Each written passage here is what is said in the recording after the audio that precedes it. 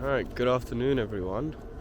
I'm back here to film another video, and it's something that has kind of been on my mind fairly recently, but also something that I didn't find out until recently, and it has been hindering my progress, and I want to tell you about it so that it might not hinder yours so badly. So what is it? You probably saw the title, and it's about harsh motivation, right? It's that stuff that you see all the popular guys writing on their, on pieces of paper and putting it up on their walls, telling them what they're working for, why they need to work harder and they're not working hard enough and whatnot, right? All of this stuff. And at surface level it looks really good because it feels like you're, kicking yourself to do the actual work. So you're not giving yourself any of that soft motivation, as you might call it, and actually talking to yourself about reality. And sure, that does look good on the surface level, but what's the problem with it? Why am I talking about it? So here's the problem with it. Writing down these harsh criticisms of yourself and like motivational quotes and whatnot won't help you unless you have true humility. It won't help unless you are humble enough to accept these criticisms and whatnot, right? And without the humility required for it and the actual internal acceptance of the fact that you're not actually as good as you think you are and that you do need to improve, without that they don't do anything. And they're more just self-deprecating statements rather than being constructive and actually potentially helpful. And well, I'm saying you need humility, so it makes ego the actual obstacle for progress in this case if you do this to yourself. And you won't, repeating the harsh truth without internalizing it reinforces a lot of negative self-perceptions, which ultimately will give you a negative result if you're trying to motivate yourself into working, because you'll just accept the fact that you're not good enough, and maybe that'll put you a few steps back. And it creates this hard to break cycle of, self-deprecation rather than actually, saying something good or looking at the good stuff that you've done for once and appreciating it and doing more of that instead of just focusing on the fact that you're doing too much of the bad.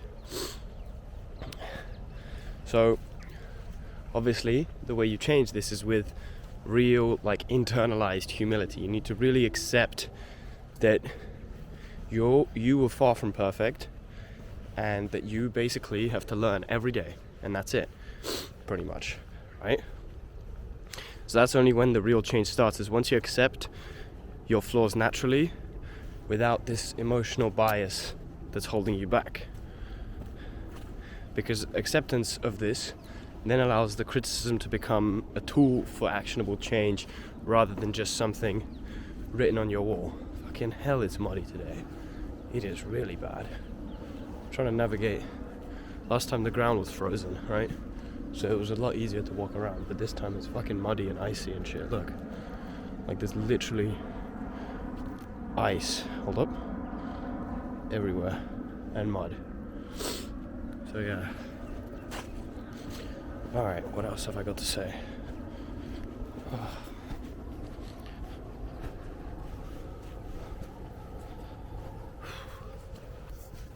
Although the views are nice.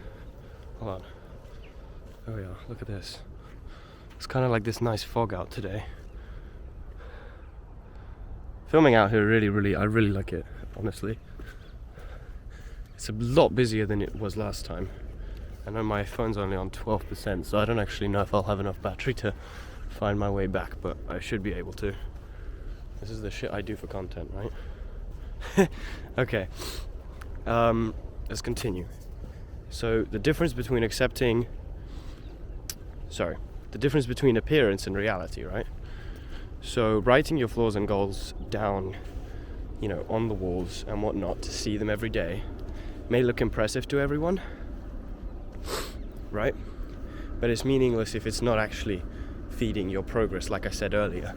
If you're not humble enough to accept them fully, and you're just doing it so that you can read them, they're not going to do anything if you don't fully accept it and open up to positive change, right? So focus instead on what's real. I'm not saying you can't do this, but there are risks to come with this. Like I was saying earlier, and like I'm about to continue, there's more to it than you think, right? So the hard part, the mental shift over physical notes.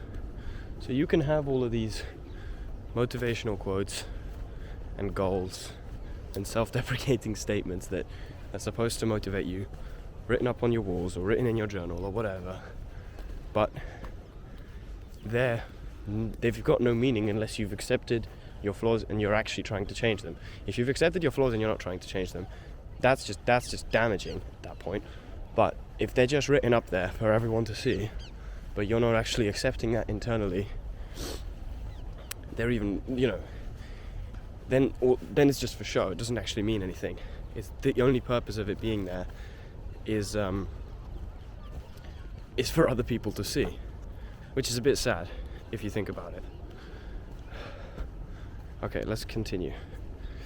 So this is probably the biggest point that amplifies, makes it not the best thing to do unless you know what you're doing, like I was saying. And it's amplifying setbacks, right?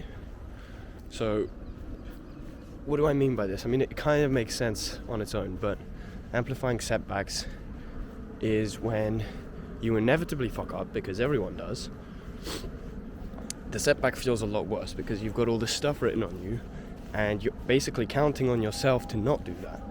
Whereas it's kind of impossible to not fail, right? You're going to, whether or not it's, following a habit tracker or a daily routine, you're going to miss it one day or another. If you're working and you've got a work schedule and you want to get work done on this day and on this day and you want to work hard and you miss a few days, it's going to happen. There's no getting around that, okay? And when these setbacks happen, or when you do the bad habit again, for fuck's sake, when you do the bad habit again, it's gonna sting twice as bad. And that happens enough times, right? You'll condition yourself to believe that the bad habit's connected to doing the actual task, and it might actually inhibit you from doing the task more and more, which is where the progress is at. So, doing this, there's the other problem. Amplifies setbacks. For me, for example, I have been trying to kick the bad habit of smoking weed for a really long time. And having this all up on my walls before I fully accepted my flaws internally made it so much worse when I would do it, come back and see it, and hate myself and wake up hating myself because this just kept reminding me, And then it just made the day shitter, which encouraged me to then just smoke weed to, not think of it. Then I enter my room again and I see all this and I think this is who I'm supposed to be, but this is who I'm being right now. So, see, reading this negative stuff without constructive action in mind or constructive suggestions is no use, right? And a lot of the time I see people put it in a really harsh tone. And that also obviously doesn't help.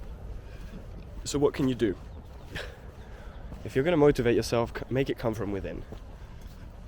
And then maybe if you want more reminders and you're really, hitting it hard, then start writing it about to really focus your life more. But until you've fully internalized the fact that you're going to be failing here and there, and that it's not going to be easy, and that you should just accept the fact that you will fail, and the fact that you're not perfect, until you can internalize all these beliefs I just listed, there's no point in writing all these things to self-deprecate yourself on your walls and talk about this like harsh David Goggins style motivation. Don't get me wrong, it's really good, but everything in its dose, right? That's the kind of idea, because if you do that too much to yourself, and that's your primary source of motivation, it'll start taking massive tolls on your mental health, and the net effect of that is going to be less progress. Okay? So the final thoughts. True self-improvement isn't not about reminders or appearance. It's about transforming your mindset and building your resilience to turn failures into growth. Well, there it is. There's the final bit. So, you know, if you sense at all that these things that I have been discussing in the video are halting your progress, then work on internalizing it first, and then go from there. Anyways, I hope you enjoyed this. If you like this sort of content, check out the rest of my channel. I'm just making these videos to hopefully help a few people, and the recent videos haven't been kind of the thing I was originally planning on doing, but this is the stuff I really enjoy doing, is just walking and talking like this and giving out my thoughts and my advice. So there's definitely more to come. I'm working a lot harder on the channel now, so stay tuned. Anyways, thank you for watching.